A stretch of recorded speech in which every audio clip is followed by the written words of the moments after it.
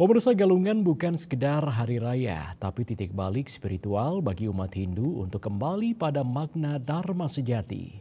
Di balik ritualnya yang khidmat, tersembunyi ajakan untuk merenungi dan mengamalkan kebaikan dalam kehidupan nyata.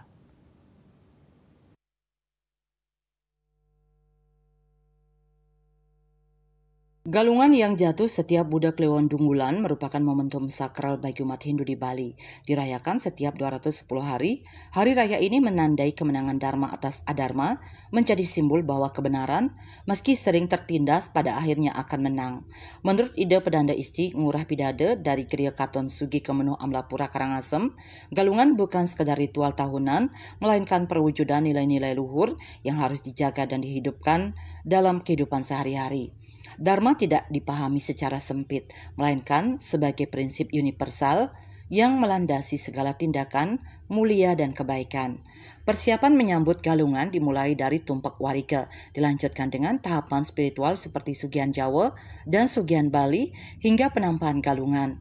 Pada tahapan ini umat diajak melatih Anyekung Jejana, yakni pengendalian diri, ketenangan batin, dan kebersihan pikiran agar siap secara spiritual menyambut hari suci.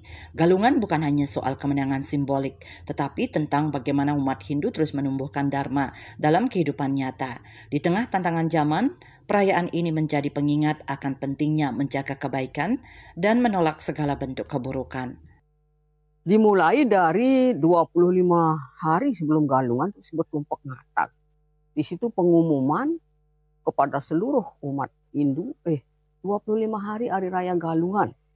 Mari kita mulai bersiap-siap untuk persiapan menyambut hari raya itu. Karena ini adalah hari penting, hari kemenangan Dharma melawan Adharma.